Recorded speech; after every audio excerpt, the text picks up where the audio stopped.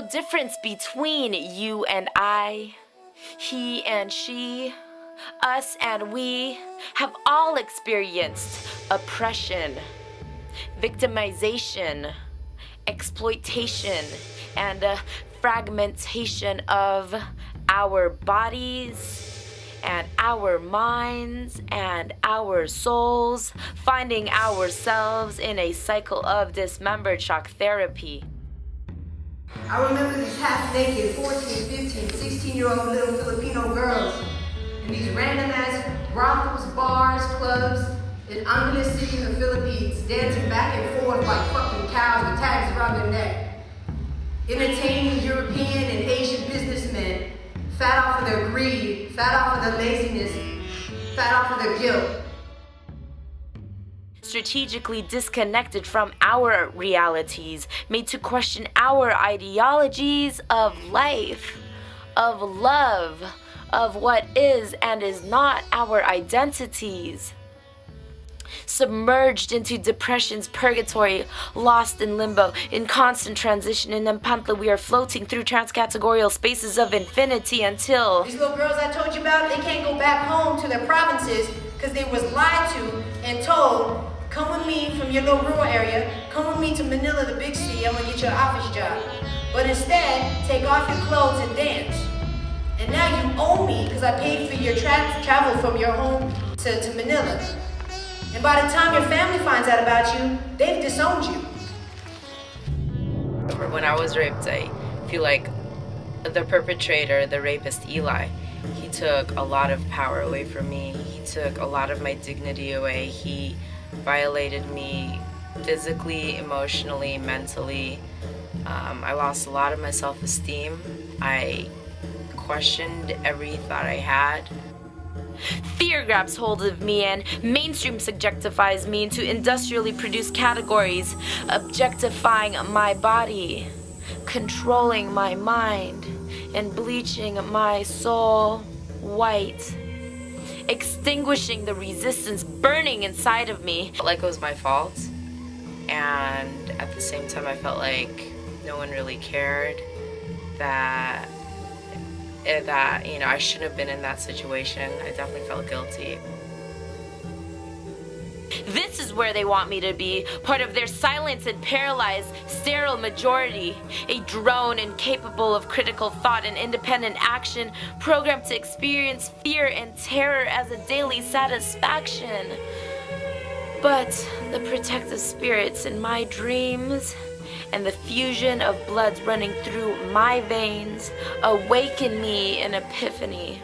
And I needed to just confront him and demand an apology, which I did. I went up to him, I called him out into the parking lot, and I basically told him, Eli, you raped me last May. And the consciousness of La Mestiza liberates my spirituality. In this universal state of endless possibility, I am reborn. You are survivors, and a survivor needs to fucking heal, all right? There's nothing wrong with that. There's nothing wrong with that. It don't make no sense to act like we're some, still, no, don't need to cry, can get through everything, super people. That's bullshit. It's in that pain you find strength. I am reborn. Cosmic connections become my reality, constantly redefining my evolving identity. I become grounded in this disoriented space because only here can I wholly embrace my complex French, Filipino, Chinese, Spanish, and Austrian multi-ethnicity, empowering me to reclaim my individuality. When you have purpose, you don't give a fuck. When you have purpose, you don't care what's gonna happen to you. You never give a fuck. Because you know why you're there. You know what you stand for. You know that people understand why you stand. You don't have to worry about being courageous. You don't have to worry about being brave. You have purpose. Purpose brings people together. Purpose keeps you moving. Purpose helps you see that everything fucked up that happens is an opportunity to grow, to learn, and start over again. With progressive energies, I dismantle the boxes put around me and create my own sacred sanctuary, with life-creating forces guiding me. I wanted to give, I was like, it might seem like the darkness never ends, but once you reach that light, it will pay you off greatly. It will pay you off greatly. If I from my own experience, I know that the dark. I'm still going through the dark, but it's daily. But just to see the smiles of somebody's face. Always give a person a smile. You never know what could do. Always. When you see a person down, just give them a smile. Always put a smile on your face. Just to see a smile on someone's face gives me that fire.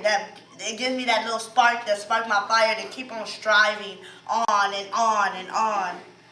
I pray to the universal energies to unleash my inner voice held for years in captivity and strengthen me to confront fears that lay before me, ultimately leading me to fulfill my destiny. We don't want justice!